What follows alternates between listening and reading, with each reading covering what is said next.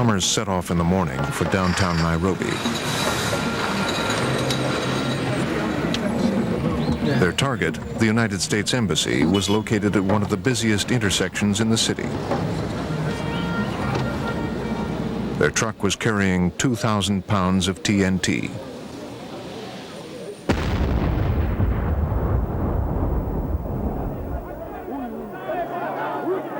"213 people died.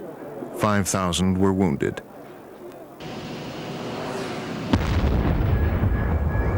Four minutes later, 600 miles away, in Dar es Salaam, Tanzania, another bomb.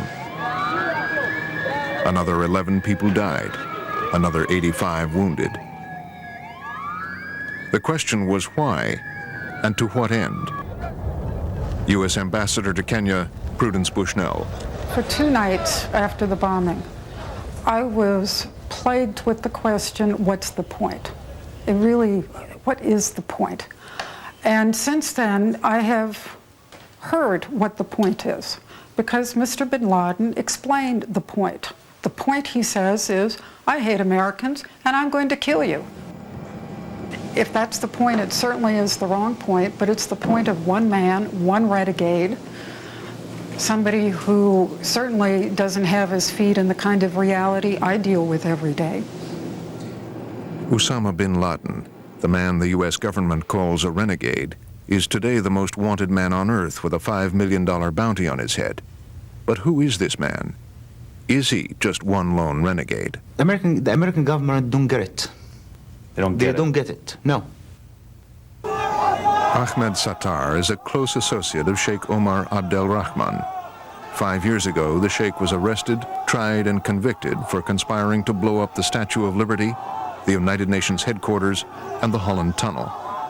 You can kill Osama bin Laden today or tomorrow. You can arrest him and put him on trial in New York or in Washington or whatever. This will end the problem? No. Tomorrow you will get somebody else. It's not a secret that the American government, has one enemy, is the Islamic movement all over the world. Whether it's armed struggle or by peaceful means. And you can see it. You can see it from Algeria, you can see it to Afghanistan. The United States is at war? Yes, to a certain extent, yes. With Islam? Yes.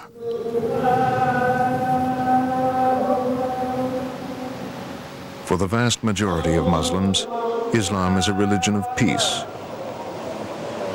But in mosques around the world, many clerics talk about Islam being under attack and about how they must unite and fight back.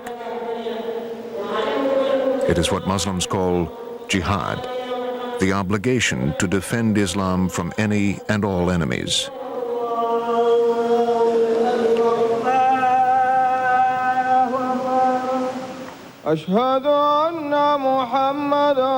Facing the house of Allah in Mecca, devout Muslims around the world submit to their God 5 times a day.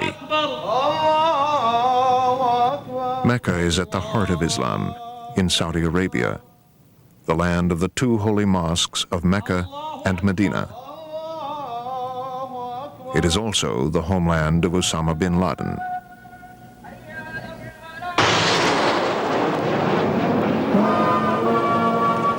The country is ruled by a monarchy that bin Laden says is a corrupt and repressive puppet of the United States. Frontline wanted to come here to inquire about bin Laden, but reporters with cameras are not welcome, and anyone who speaks out here risks their freedom. So we went to London to talk to exiled Saudi dissidents. London is home to 500,000 Muslims and sanctuary for Islamic dissidents from all over the world. A prominent Saudi physician, Saad al-Faqih, heads the movement for Islamic reform in Arabia.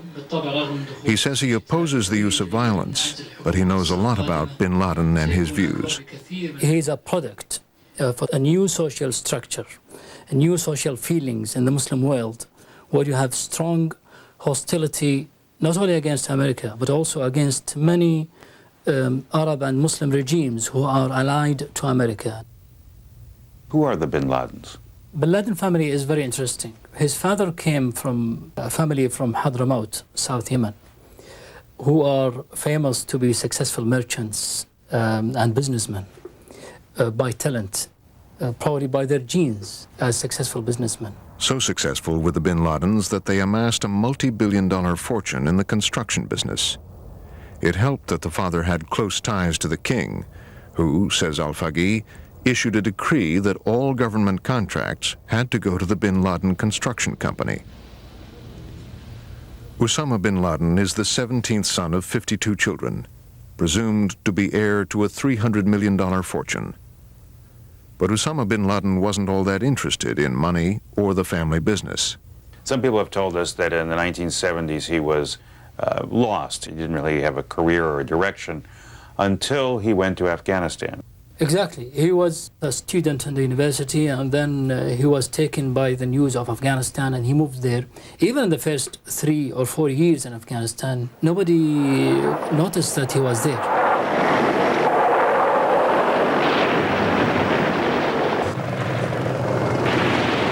For Muslims, the war in Afghanistan against godless, communist Soviet invaders was a religious duty, a holy war, or jihad.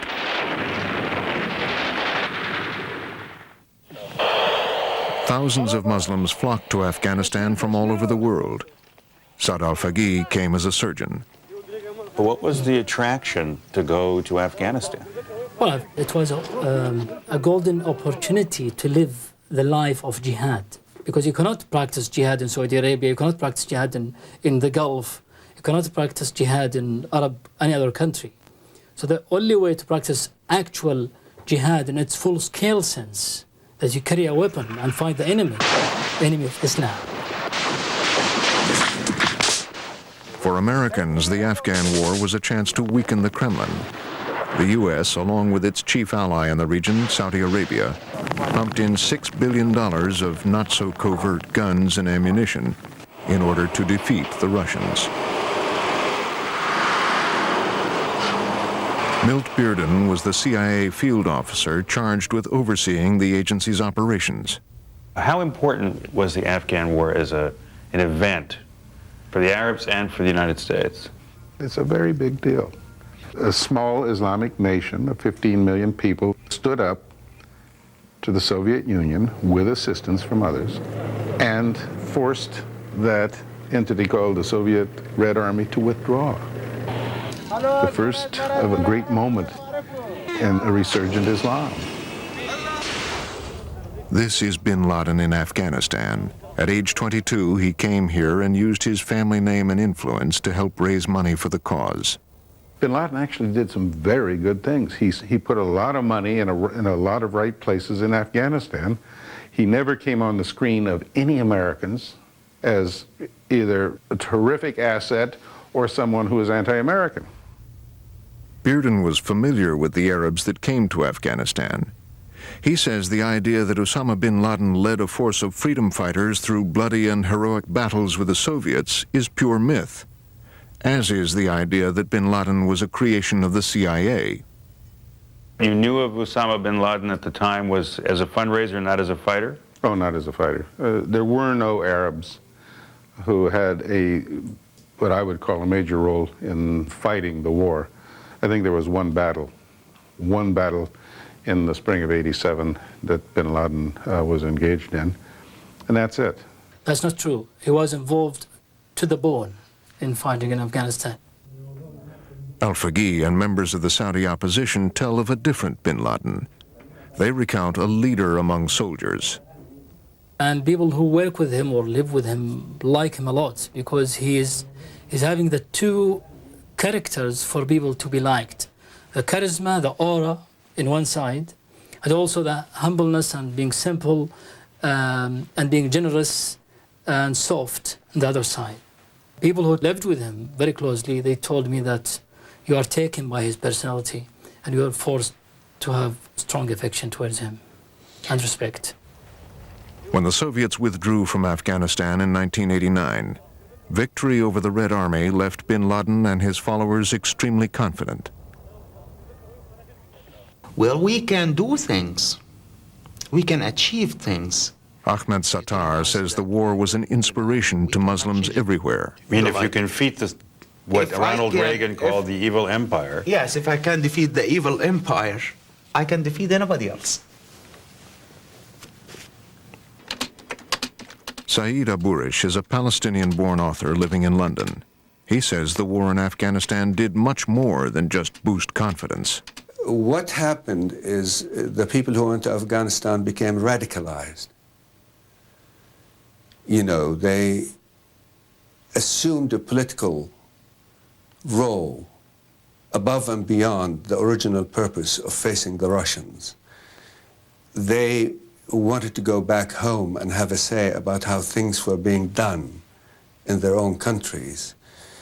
And that is really what happened to Osama bin Laden. Bin Laden returned to Saudi Arabia, and the story goes, he had a dream. When he came back to Saudi Arabia in 1989, he had a prophecy that Saddam is going to invade Kuwait and Saudi Arabia. And he made this public, not only through secret, confidential letters to the king, but he was talking about it in the mosques. And then his prophecy was correct. In 1990, after Iraq invaded Kuwait and threatened Saudi Arabia, the king turned to the United States for help. Bin Laden protested. He said, you don't need Americans, you don't need any other non-Muslim troops. We will be enough. And I can convince even Afghanis to come and join us instead of Americans. well, you agree with that, right? Well, I mean, not only I, very broad spectrum in Arabia agree with that we don't want American forces, we don't want a single American soldier to step foot in our country. The arrival of American troops was bad enough, but when the troops did not leave the holy lands of Islam after the Gulf War ended, Muslims all over the world took notice. Continued U.S. presence was a religious affront, not unlike the Soviet occupation of Afghanistan. The people, especially in the Arab and Islamic world, look at you same way they looked at the British and the French occupation forces. Can you say that? We sent our troops to defend you. Well, you know, yes, we really appreciate it very much. You send your troops to defend us. Nobody asked for the American troops to go there. You went there to protect your own interest. You went there to protect some corrupted regimes that working against their own people. So do not give me that you were there to protect the people. Your policy in this area has nothing, and I mean nothing, to do with the people. Muslim fundamentalists say that America's alliance with King Fahd is akin to America's disastrous alliance with the Shah of Iran. When King Fahd, like the Shah, is forced from power, they say, Americans will be on the wrong side of history. We are here to ensure that the decadent, corrupt, vile, violent, syphilitic family in the house of Saud be taken out. In London, we spoke to another prominent leader of the Saudi opposition, Mohammed Masari. Masari, who has had close ties to some of bin Laden's top people, agrees the Saudi leadership lacks credibility. There is no planning for the future which will guarantee a reasonable survival after the end of the oil age. The oil age is coming to an end sooner or later. 40, 50 years, there will be enough other energy resources that oil will become less significant than it's today. Nothing is prepared probably because we have a ruling group or a ruling class or clique, call it whatever you want, which does not have any vision of the reality or the future. It's absolutely incapable and inept leadership.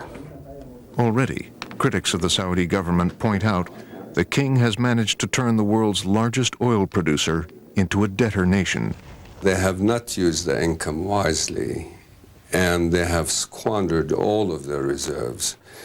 And as a result, at this moment in time, the country is not only broke, they are heavily in debt. There have been very many attempts to overthrow that government and to rebel.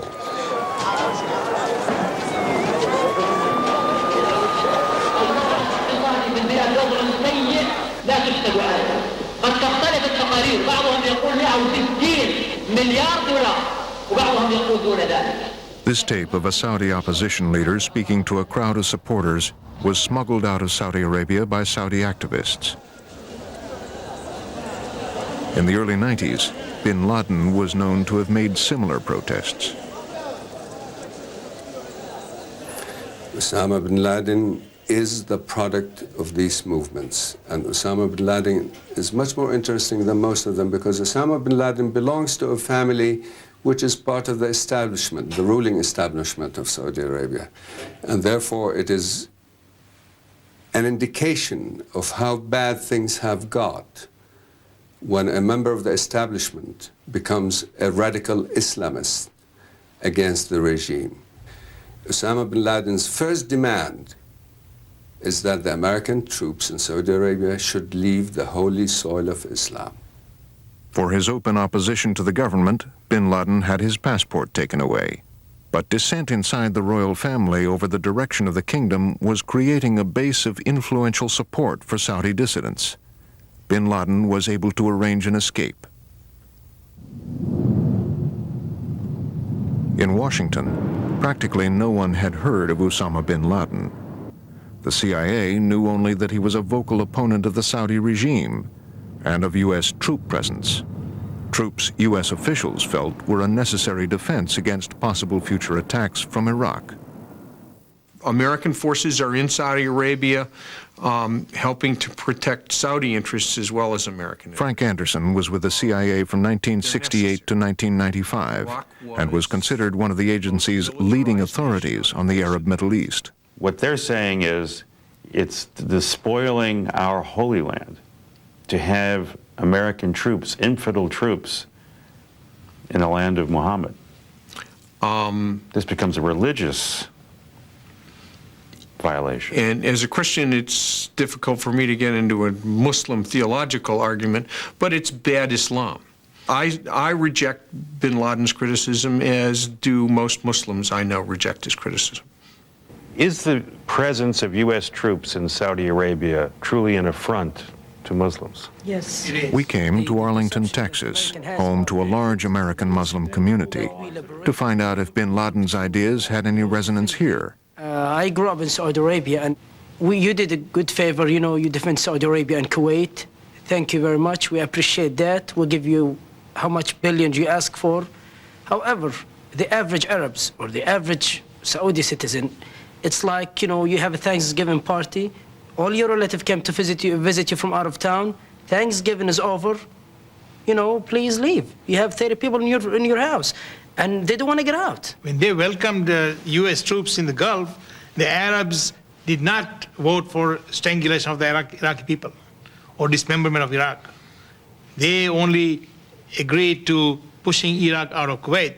And when that was accomplished, there was a time for the United States to come home gracefully. But is it in some way, a religious insult for U.S. troops to be in Saudi Arabia? A huge religious insult, and that's the underpinnings of all, again, the anti-American fervor.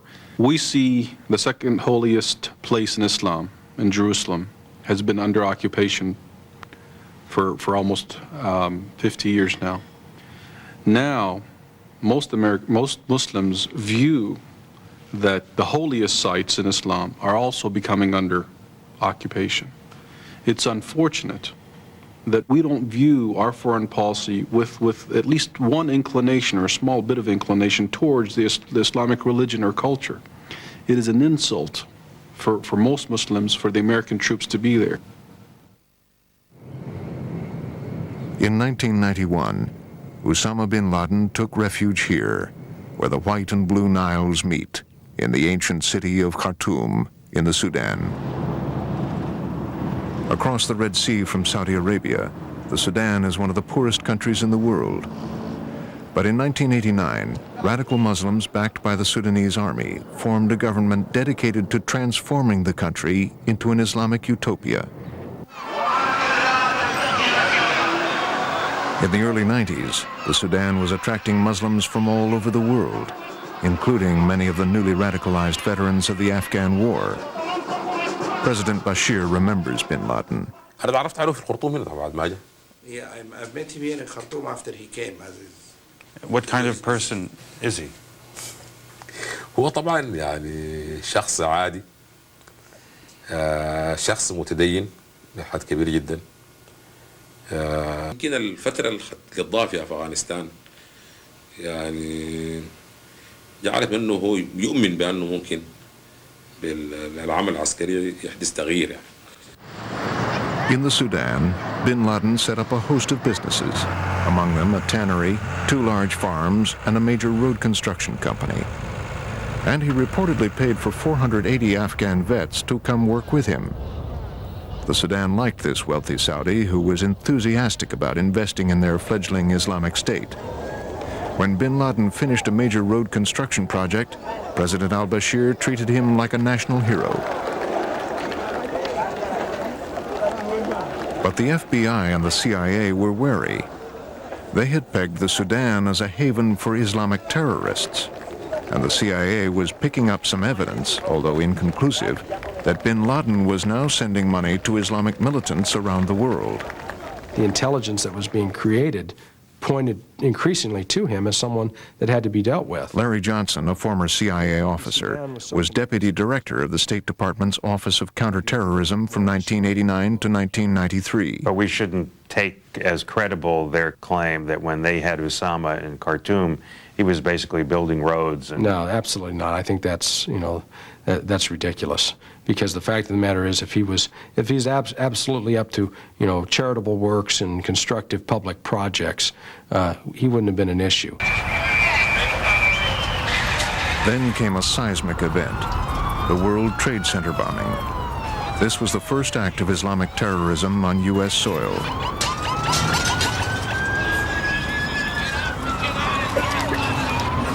The FBI investigation of the bombing conspiracy led in many directions. One led to Egyptian veterans of the Afghan War, including Sheikh Omar Abdel Rahman.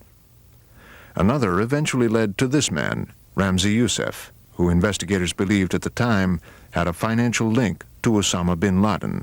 Then when Ramzi Youssef was captured in Pakistan in 1995, end of January, 1st of February, then more information started to come out about Osama. The information was tenuous and incomplete, but it was enough to lead investigators to wonder if bin Laden might be an answer to their questions. And it turned out that, because there had been confusion before, why was the World Trade Center taking place? Who was doing it? There were lots of theories, not very good intelligence. And so the intelligence community actually started generating the picture that Osama bin Laden was this, if you will, sort of the new face of terrorism. And there's that aha moment that, oh, we do have a problem. We've actually got someone who doesn't like us and is wanting to kill us. Over the next year, it would appear that bin Laden was, at the very least, inspiring acts of terrorism. First, in August 1995, bin Laden wrote an open letter to King Fahd of Saudi Arabia, calling for a campaign of guerrilla attacks in order to drive U.S. forces out of the kingdom. 3 months later, a bomb exploded at a U.S. military installation in Riyadh, Saudi Arabia, killing 5 American servicemen. There was no hard evidence that bin Laden was involved. The 4 men arrested for the act confessed on Saudi TV that they had read communiques from Osama bin Laden and Mohammed Masari. U.S. investigators wanted to interrogate the men, but the Saudis ordered their heads cut off. 25 days after the beheadings, another bomb tore through a U.S. military post in Dhahran, Saudi Arabia, killing 19 more American soldiers. But again, the FBI has never been able to determine if bin Laden was involved. Washington, though, had seen enough. Even before the second bomb attack, President Clinton had signed a top-secret order that authorized the CIA to use any and all means to destroy bin Laden's network. The U.S. and Saudi governments also began to pressure the Sudanese to expel bin Laden in order to deny him a base of operations. Sudanese Minister of Information is Ghazi Salah al-Din. We could feel that there was a big case in the making against him. We both became convinced that it was in the interests of both of us, the Sudan and bin Laden, that he should leave. They started putting pressure on him that he should keep a low profile. Stated, frankly, you should shut up. I remember discussing with several of his people that I told them, believe me, Sudan is not a good place to stay. One day they will sell you to the Saudi. I said it in a very frank way. I suggest you look for another place.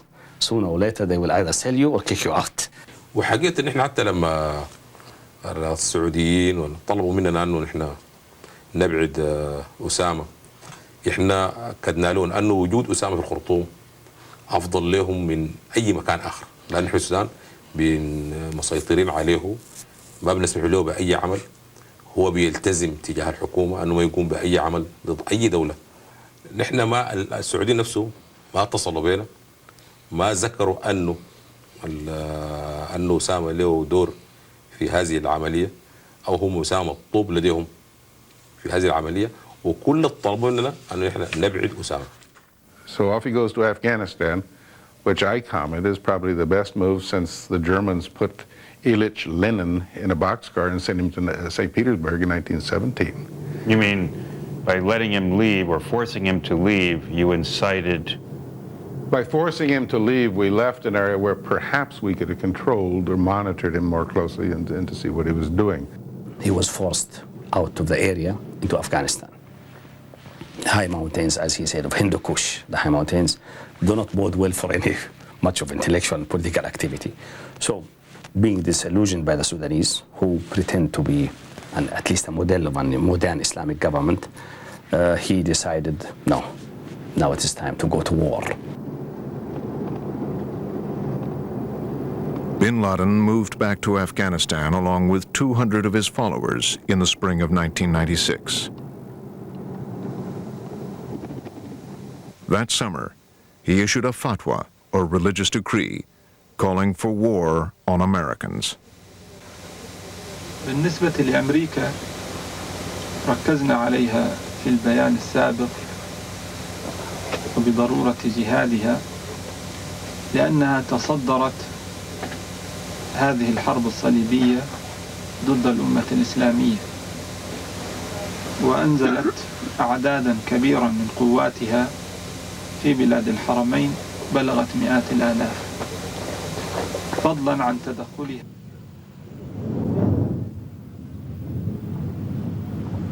In Washington, the CIA and FBI had joined forces and established a special Bin Laden room at CIA headquarters, where agents were working full-time, tracking bin Laden's money and whereabouts.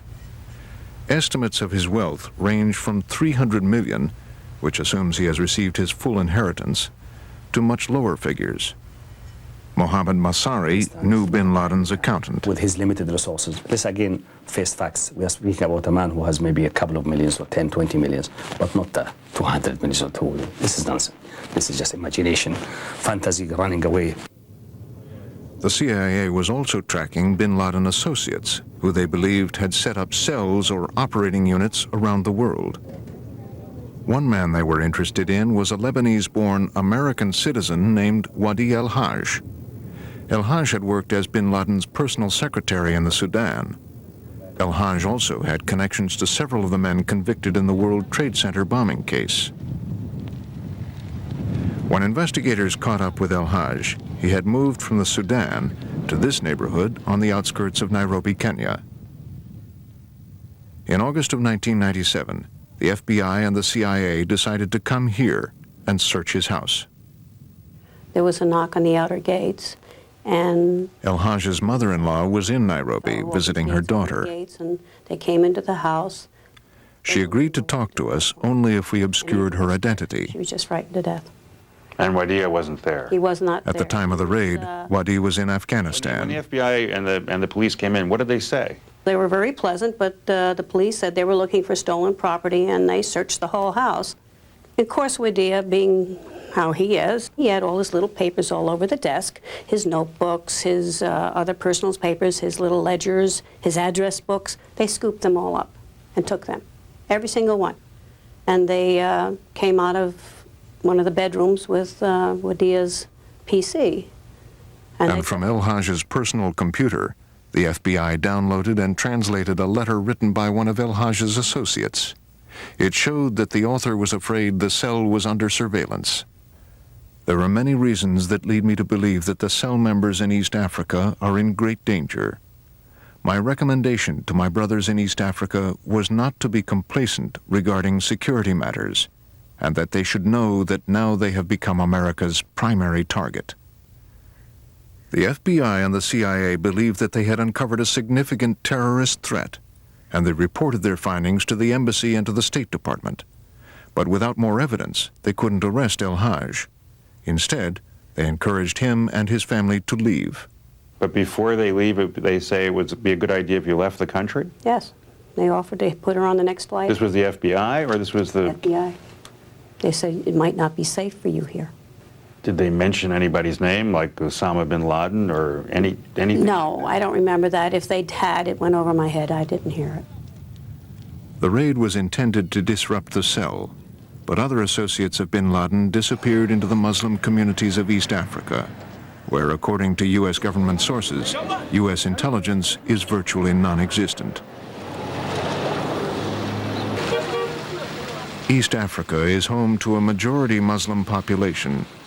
Most live in poor and volatile communities with little political representation.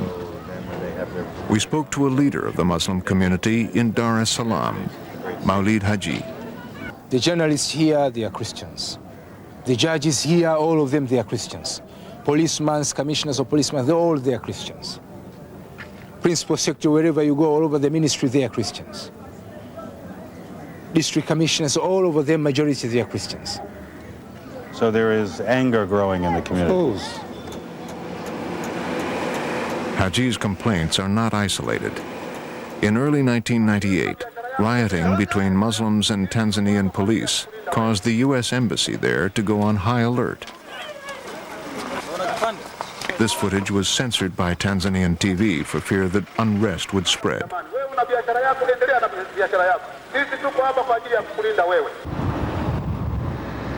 To the north in Nairobi, Kenya, U.S. Ambassador Prudence Bushnell was complaining to the State Department about local unrest there, and that her embassy was vulnerable because of its location in a crowded downtown area. For many reasons, I was uncomfortable with the location of the building. 97 was a year of great political unrest in Kenya, and we had tear gas seeping through the embassy walls. The security issues included the possibility of terrorist attack.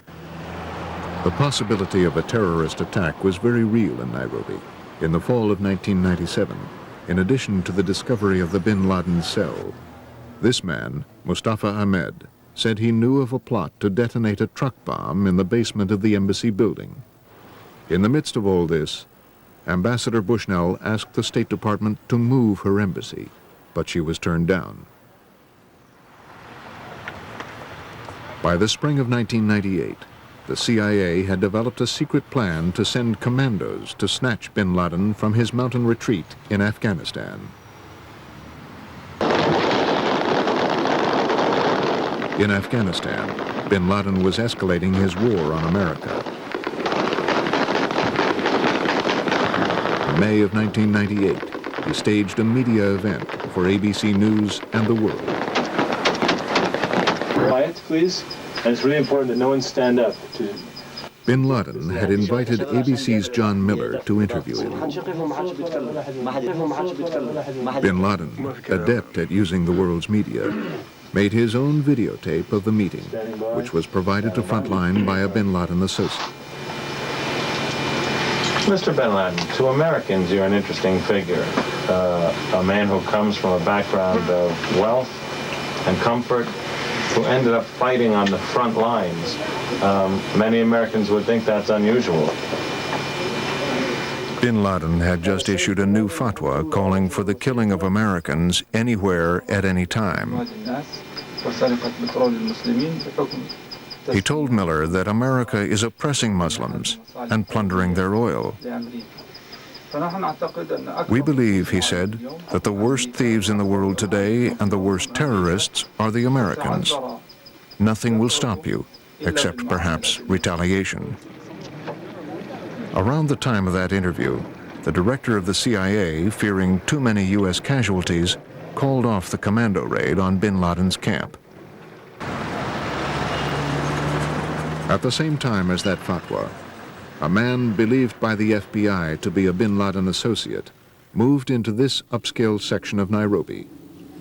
The U.S. government charges that he began planning a bomb attack on the U.S. embassy. They believe that the bomb was constructed in the garage. A month later in Dar es Salaam, several other men rented this house and started planning for a bomb attack there.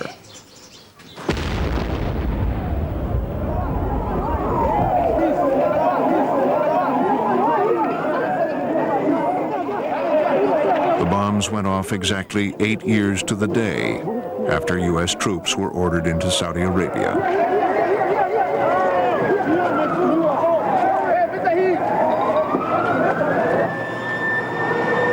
Of the 213 deaths in Nairobi, 12 were Americans. In Dar es Salaam, 11 Tanzanians were killed. 10 of them were Muslims. Within days, the FBI had mobilized the largest deployment of personnel in the agency's history. In Washington, the question was how to respond. Because of some early breaks in the case, 2 men were arrested for the bombing almost immediately. Wadi al-Hajj was arrested a month later for lying to the FBI. But while CIA and FBI agents poured through intelligence reports, at least 8 key suspects, including bin Laden and Harun Fazul, remained at large. And this secret FBI Justice Department document, obtained by Frontline, reveals that there are 2 other men sought by the U.S. who have not yet been publicly identified. One man is cited as a possible tactical mastermind. With almost all of the suspects still at large, top administration officials were formulating another plan. Over a period of 1 week after the bombings, a small group of U.S. officials met at the old executive office building. The president's national security advisor, Sandy Berger, and his aide, Dick Clark, argued that relying on law enforcement to track down the bombers and bring them to trial would not be enough. They pushed for a military response. The Justice Department asked them to delay their decision until they had more information. But the president's men prevailed.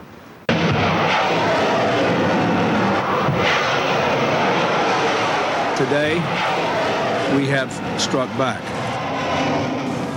I ordered our armed forces to strike at terrorist-related facilities. In Afghanistan, approximately 70 cruise missiles hit 3 alleged bin Laden training camps. An estimated 24 people were killed. But if they wanted to kill bin Laden, they failed.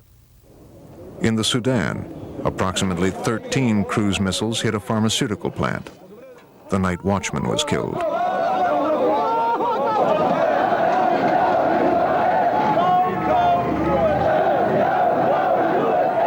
In the streets of Khartoum, President al-Bashir led an anti-U.S. march. Are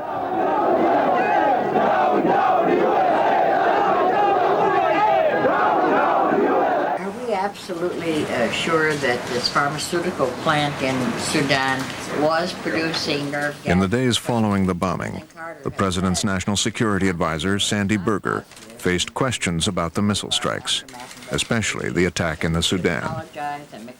The response that we hear in the Muslim world is that the United States is willing to bomb, for instance, the Sudan, a Muslim country, without warning, without really solid knowledge that there was something going on at this plant. Well, I believe we had solid knowledge that this facility was associated with chemical weapons. Bin Laden was working with the Sudanese in developing chemical weapons. The military-industrial corporation of Sudan was involved in its chemical weapons facility, its chemical weapons enterprise. And I think we took the appropriate action. At the time, we said that the plant was producing chemical weapons and that it had a financial link to bin Laden. That's no longer our position, right? I think that there may have been some individuals who said the plant was producing. I think you did, actually, at the weapons. time. I don't think that. I think Last September, Mr. Berger stated clearly that the plant was producing a chemical used to make lethal VX nerve gas. Which we know with great certainty produces essentially the penultimate chemical to manufacture VX nerve gas. Now, Berger says the plant was merely somehow associated with chemical weapons. I don't think that. I think that is not necessarily the case. I think it is certainly true that the plant was associated with chemical weapons. To help us sort out what had happened, we brought Milt Bearden to the Sudan. I'd say we can't. In addition to coordinating the Afghan war, Bearden was the CIA station chief here in the mid-'80s. Bearden has been critical of the missile strike. Last August 20th, we struck with missiles 2 Islamic states, one totally failed state, Afghanistan, and a nearly failed state, the Sudan. My reaction is, good God, what do they know? What is this about? What we know now is that the factory did make pharmaceuticals. If it was ever producing any nerve gas-related chemicals, the evidence has been less than convincing. U.S. Undersecretary of State for Political Affairs is Thomas Pickering. Were you involved in the deliberations as to how to retaliate to the bombings or how to respond to the bombings? Well, I'm not going to talk about my role inside the government, but I was certainly knowledgeable of the considerations that were brought to play there.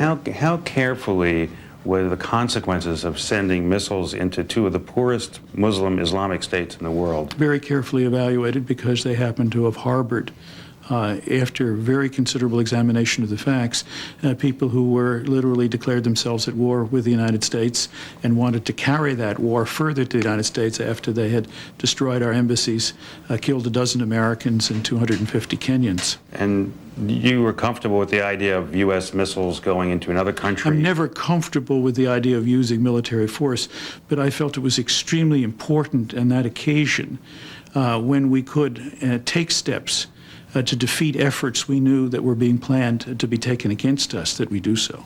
And the evidence, the questions about the evidence, particularly in the Sudan and the pharmaceutical factory, you still are comfortable with that? I looked very carefully in detail at that evidence. I felt that it was established with great scientific accuracy, and I felt it was persuasive.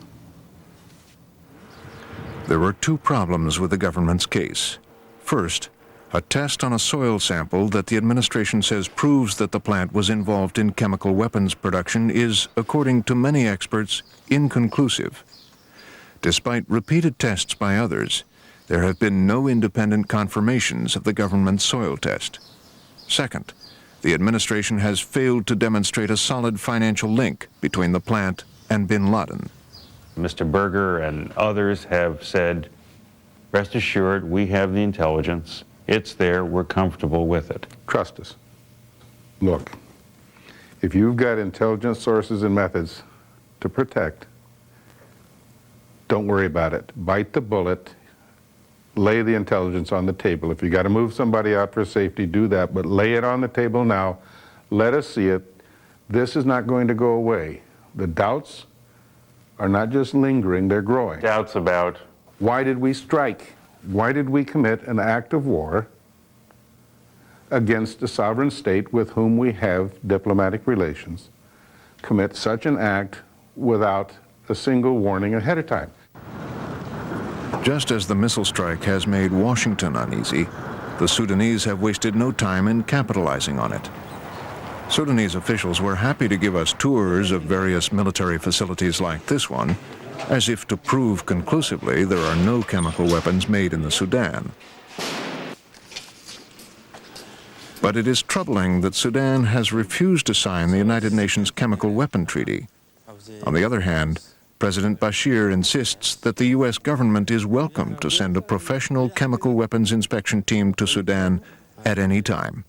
انه يجوا واذا كان في تعاون على اساس تعاون ايجابي بيننا وبين الامريكان في اي موقع احنا مستعدين نتعاون مستعدين نوريهم اي موقع هم دايرين يشوفوه. Bashir says he even wrote a letter to the U.S. in 1996 after bin Laden was expelled. President Bashir told us that in 1996 he sent a letter to the State Department saying that he would cooperate with the United States government, with the FBI, with the CIA. You want to look at what's going on in the country, you want to check out terrorists, chemical weapons plants, Scud missiles, whatever the allegation is, you're welcome to come. He says he's still waiting for an answer from the letter, and he extended the invitation again on camera. I know he said that, and I know he's claimed to have cooperated. We had information to the contrary, information that led us to believe that his word was not reliable in these particular circumstances, and we felt it was persuasive evidence. I think that the Sudanese have frankly been trying to surrender to us for at least 3 or 4 years now, and we're not ready to accept that surrender. What do you mean, surrender? They're trying to find some way out of the box that they're in. They bet on Libya, they bet on Iran, they bet on terrorist organizations like Osama bin Laden's. That bet didn't pay off. After the missile strikes, anger spread from the Sudan to countries across the Muslim world.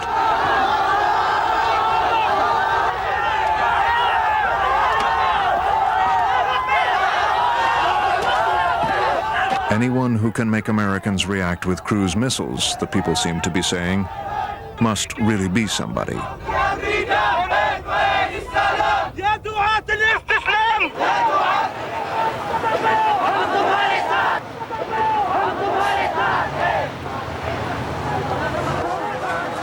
In Mombasa, the heart of Kenya's Muslim community, we spoke to Chairman of the Council of Imams in Kenya, Sheikh Ali Sheikh. What is Osama bin Laden's image in the Islamic community here? He's a hero. A hero. His friends have blown up 2 embassies. He has declared war on America, and people in East Africa think he's a hero? Not in East Africa, everywhere. We take him as a hero for Islam because he has declared his loyalty to Islam, you see? But he's not a terrorist at all. He defending Islam. When the issue of aggression come to Islam, then he stand to defend Islam. When he stands to defend Islam, then he called terrorist. Today, Osama bin Laden is hiding somewhere in the mountains of Afghanistan. According to the latest intelligence reports, he is increasingly isolated and possibly gravely ill. The Saudi government has attempted to negotiate his surrender, as has the U.S. But it is not likely that the Taliban rulers of Afghanistan will give him up. Such a move would be perceived as a betrayal. And his capture may only create more trouble.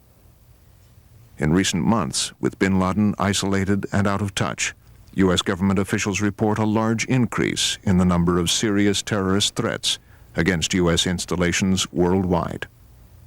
Would be the gravest error on the part of the United States to somehow capture bin Laden, bring him here, convict him, and either send him to jail or hang him. It's not Pancho Villa, but if you continue with your intent of capturing him, then you will make a folk hero out of him, and then the radicals will further rally behind an individual like him. As a physician, I would say you have to understand the problem before you can either treat it or cure it. And the reality is 1/3 of this world's population, or close to it, is Muslims. So unless the West makes an effort to educate itself, understand the good, bad, all the problems that are associated with that way of life and that belief system, none of these problems are going to go away, and we are not going to be able to deal with it sensibly or in a humanitarian fashion. We did hear that you were the real thing. This is the government of the United States. Mm-hmm. They said that you would speak to us with 2 faces. To who? To the us. media? Okay. Articulate,